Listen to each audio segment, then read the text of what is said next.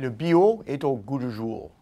Il semble que les consommateurs de partout réclament des produits biologiques qu'ils sont prêts à acheter au prix fort. Cet intérêt ne date pas d'hier, mais ce qui est nouveau, c'est l'expansion de la trajectoire de croissance annuelle. En effet, ce secteur affiche une forte poussée et la tendance permet de croire qu'il maintiendra cet élan pendant un moment. Alors, à titre de grand fournisseur mondial d'aliments, le Canada est-il dans la course? Les exportations alimentaires sont un sujet d'actualité. Le Canada est un grand producteur net d'aliments, dont la majorité est expédiée aux quatre coins du globe. Fait inhabituel par rapport aux autres filières d'exportation, ce secteur canadien est très diversifié au niveau des marchés. À la différence des autres secteurs, les consommateurs traditionnels n'y occupent pas une place aussi dominante. Même en considérant le niveau élevé des activités d'exportation, les perspectives de croissance à court terme et jusqu'en 2050 sont éclatantes. Pourquoi?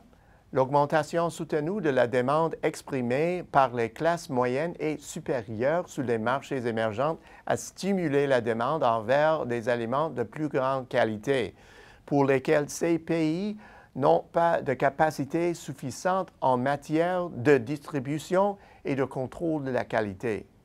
Naturellement, ils se tournent vers les grandes nations ayant le statut de producteur net pour remédier à ce problème à long terme. Le Canada évolue déjà dans cette sphère et il est évident qu'il est promis à une croissance encore plus robuste. Contrairement au secteur des produits alimentaires généraux et des boissons, le bio enregistre une vive progression dans les marchés des exportations traditionnelles du Canada. Les consommateurs sont de plus en plus conscients de leur capital santé, ce qui fait augmenter la croissance de la demande pour les aliments et les boissons bio, comme l'illustre l'augmentation des parts de marché du bio dans le secteur alimentaire en général. Et la vigueur des ventes du bio, ici même au pays, s'explique par les mêmes raisons.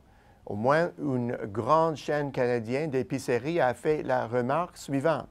Dans les magasins à prix réduit, se trouvant dans des quartiers moins nantis, le rayon du bio attire plus de clients et dégage des marges supérieures aux autres rayons.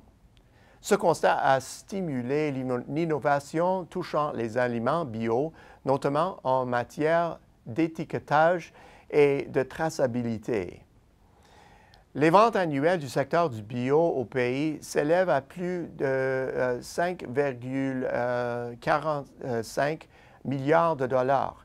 Le marché canadien du bio représentant environ 5 % du total de la demande mondiale. Depuis 2012, la part des ventes d'aliments et de boissons bio chez les détaillants ordinaires a bondi de 1,7 % à 2,6 %. Le marché canadien du bio représente environ 5 % du total de la demande mondiale. Le secteur pèse en ce moment pour près de 3 % de toutes les ventes de la filière agricole. Selon l'Association pour le commerce des produits biologiques, le Canada comptait plus de 5 000 exploitations d'aliments bio en 2015, dont une grande partie était constituée de producteurs primaires, dont bon nombre considérés comme des entreprises de transformation ou de fabrication et comme détaillants.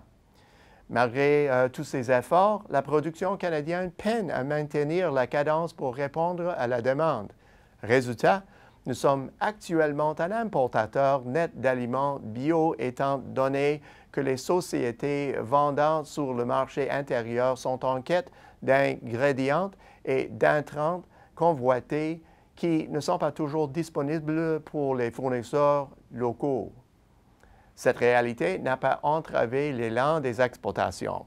Le Canada fait le commerce des aliments biologiques avec 127 pays, des activités qui représentent plus de 500 millions de dollars en vente à l'exportation.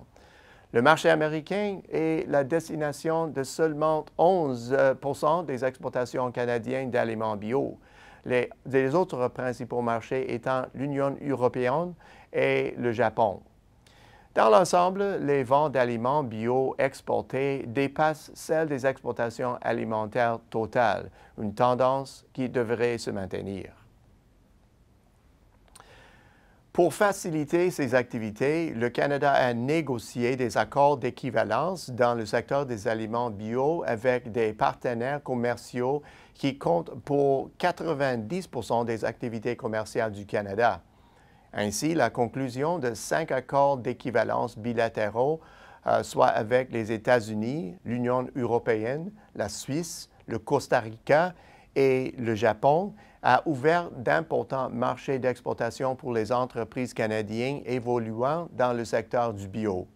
Le Canada négocie en ce moment des accords semblables avec le Mexique et la Corée du Sud. Les producteurs d'aliments bio doivent cependant relever certains défis.